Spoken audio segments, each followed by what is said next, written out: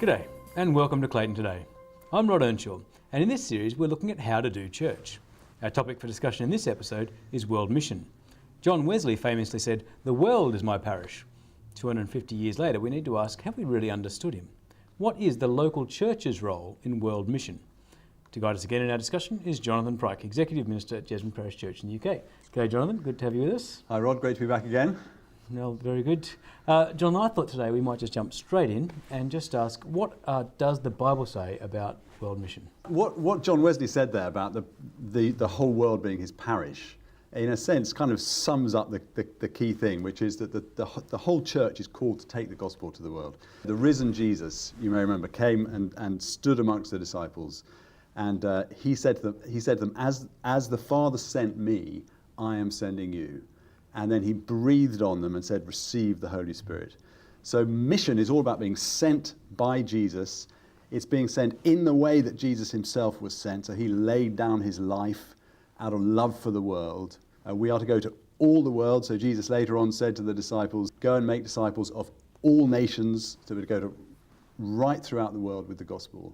And then a bit later on again, at the beginning of Acts, Jesus said to the disciples, wait in Jerusalem, the Holy Spirit will come on you, and you will be my witnesses in Jerusalem, Judea, Samaria, and to the ends of the earth. So in our terms, it's like mission, our witness is supposed to be throughout the world, to the end of the world, but also, if you like, local, regional, and national. So right in every sort of phase of our life. Now, I don't want to go into great detail on this question, but I thought it might be useful just briefly at this point to maybe answer one objection, and that is, what would you say to people who say, well, that sounds a lot like cultural imperialism, just going around and taking our Western cultural values and religion and just stomping it down everywhere. How do you respond to that? Well, a lot of people have said that.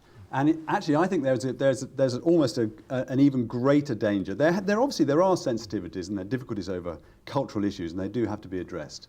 But in a way, there's a real danger of getting so hung up on what you might call sort of post-colonial guilt that actually we stop obeying the command of Jesus, which is to take the gospel to the ends of the earth. And the really crucial thing to remember is that what it is that we're taking. We're taking Jesus. We're not taking our culture. And it's true that we shouldn't be seeking to impose our culture. I mean, things have changed so radically now anyway that that kind of cultural exchange is much more mutual than it used to be. I mean, you're a classic example of that. You are here as a sort of overseas missionary all the way from Oz to England. I do hope that you're not going to try and impose your Aussie culture on us here. Well, I certainly hope that we win the cricket when it comes to that. But let's move swiftly on, Jonathan, if you don't mind. I guess the other question that comes on from what we've just been saying is, if it's so clear that we need to be taking the mission into all the world, how do we go about doing that? We need to understand that the nature of world mission has changed really radically. So people tend to think of world mission as being, there's us Christians over here, there's the pagan world over there, there are missionary societies here, and the missionary societies send these special people called missionaries to the pagan world, the other side of the oceans. And our role as the local church is to, in a sense, pay them to do our mission for us, or give them money so they can do the mission. And really, so our relationship to that is very, very arm's length. But things have changed radically. Maybe it might be worth spelling that out. How have things changed? What are the things that have changed about that situation? Mission is not just about them doing it, it's about us doing it. It's not just about there, it's here as well. And it has really to be personal in the end. And if it's all sort of arm's length, we miss out on some really crucial aspects of what mission is all about.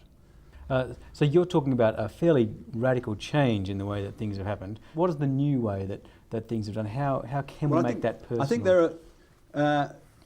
we do that by developing relationships. Now, the reason that's become possible is because of two really major shifts that have taken place over the last few years. One is to do with travel and communications, and the other is to do with the way that the whole church has shifted. The world church has changed radically, and whereas there used to be, if you like, the sort of Western church and vast tracts of the world that didn't have churches, Nowadays, basically, the church is pretty well everywhere. Obviously, it's not absolutely everywhere, and there are still unreached areas, certainly. But the church is all over the world. So mission is kind of from everywhere to everywhere now, as one way that people put it. So that's really important. And travel is the other aspect, which again we kind of take for granted, but it's easy to forget how completely transformatory that has been. Can I give you an example of that? Yeah, please, yes. There's a useful book by a guy called Martin Goldsmith called Get a Grip on Mission. Okay. There's a fascinating little story that he tells in there about his wife's family, Elizabeth. She's from a missionary family. And he reminds us that looking back 400 years, some of the first missionaries to go out to Japan, for instance, they would take 2 years to get there.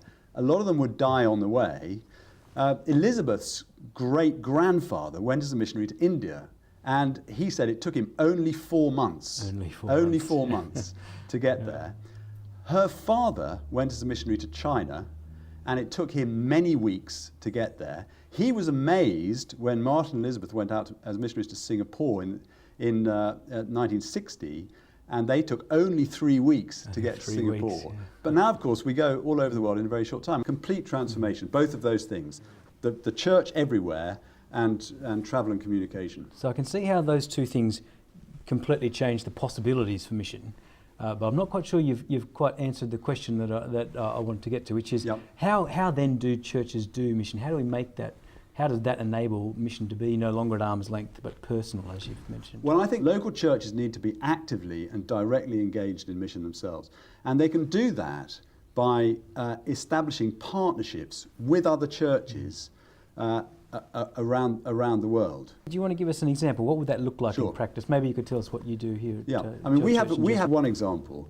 We have a partnership with a rural Kenyan village called Buri, which is about 2 hours north of Nairobi, just on the southern slopes of Mount Kenya, really a beautiful part of the world.